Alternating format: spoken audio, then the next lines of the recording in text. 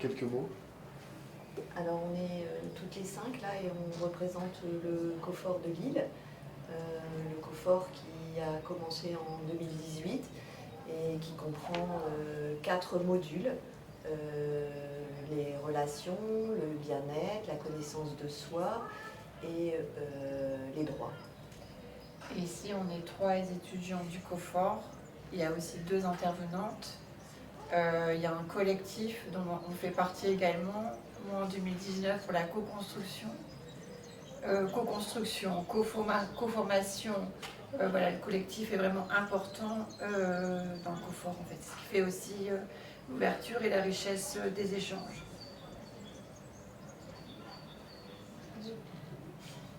On a présenté en fait le COFOR, ce que c'est que le COFOR, comment fonctionne le COFOR, et les étudiantes en fait ont parlé de leur expérience au sein du COFOR. On a oublié, c'était le rétablissement aussi qui est au cœur de tout ça, qui est notre ultime. Parce que le COFOR, ça veut dire centre de coformation au rétablissement. Et du coup, on aborde beaucoup les modules. Les modules sont en rapport avec des sujets qui concernent en fait le rétablissement des personnes. Et dans les groupes, que ce soit au focus group ou la formation, ce sont des échanges de vécus expérientiels. Ils s'apportent chacun leurs outils qu'ils ont utilisés pour se rétablir.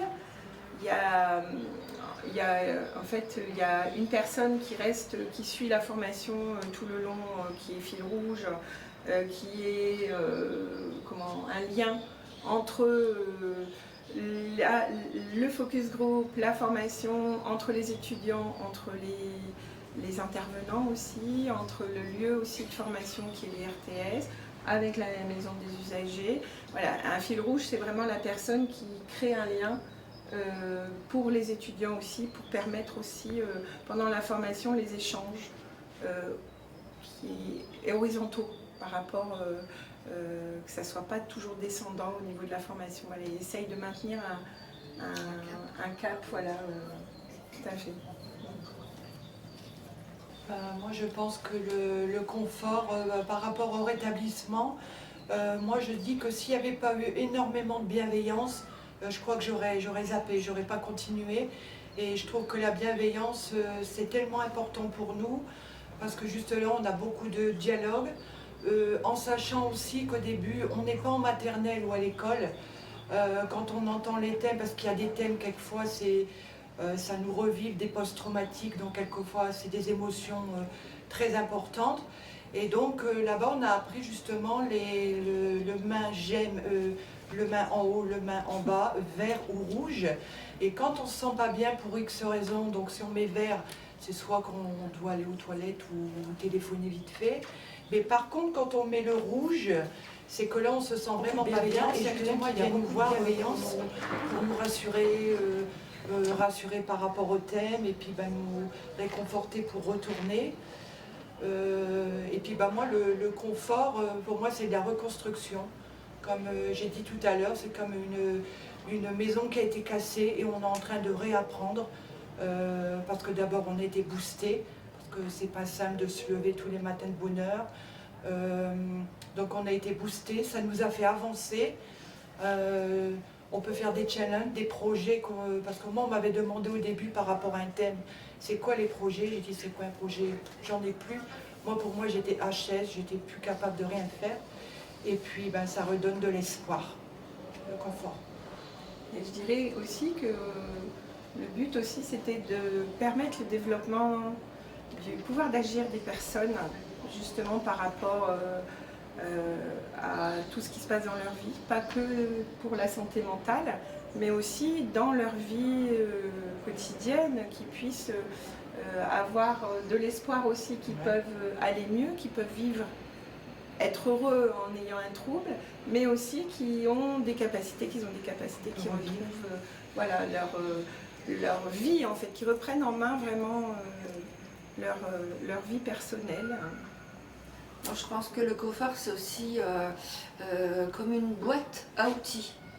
Donc, dans la boîte à outils, il y a plusieurs ustensiles qui peuvent donc servir à une personne, servir à une autre, et d'autres, chacun se sert de ce qu'il a besoin pour repartir sur son chemin, quoi. Puis en plus, ça, c'est des outils très enrichissants. Parce que quand moi j'ai entendu les outils, ça me corrobore à moi par rapport à la santé. Moi je trouve que c'est très enrichissant. Et comme elle dit, les outils, quand on se sent pas bien, c'est l'occasion de soit qu'on repense aux outils par rapport au thème qu'on a fait, ou par rapport aux documents, et ça nous... Parce qu'on peut descendre, on peut remonter, ça nous apprend à stabiliser, je pense, le confort.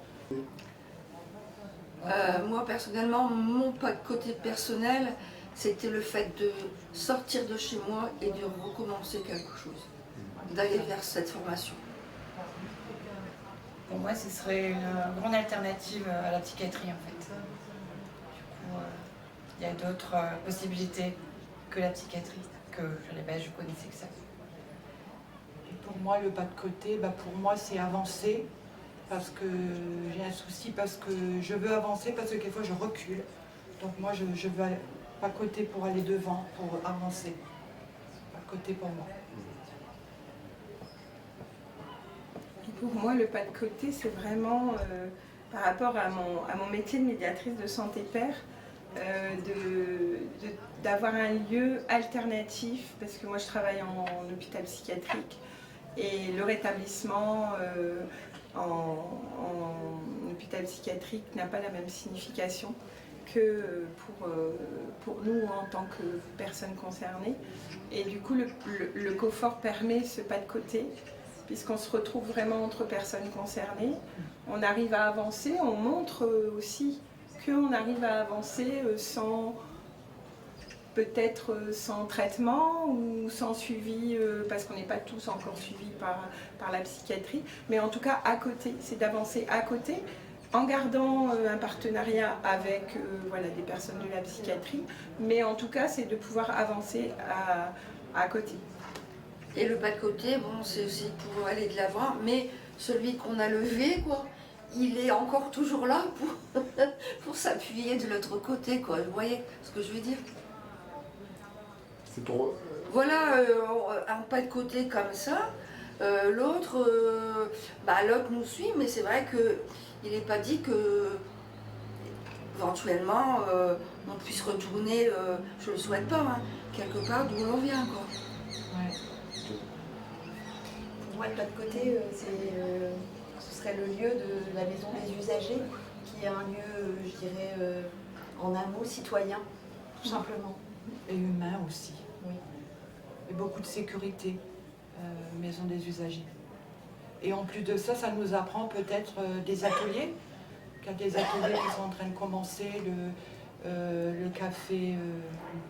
c'est quoi, Valérie? Relax. Café Relax. Café Relax, il y a le théâtre qui va commencer, et on apprend qu'il y a peut-être encore d'autres ateliers qui vont arriver. Pour ça, l'MDU, ça nous fait avancer.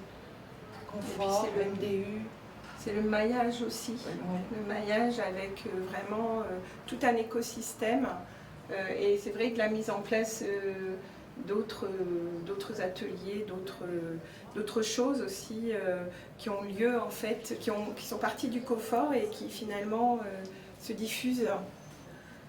Et puis aussi l'isolement, ça évite l'isolement. Parce que quand le confort, moi quand le premier confort s'est terminé, j'ai pleuré. Je dis ça y est, c'est terminé, je ne reviendrai plus, je ne verrai plus personne. Et on m'a proposé l'MDU en disant tu seras dans ta bulle et on ne t'abandonne pas. Et ça évite l'isolement, moi je trouve aussi. Ça évite l'isolement aussi, l'MDU.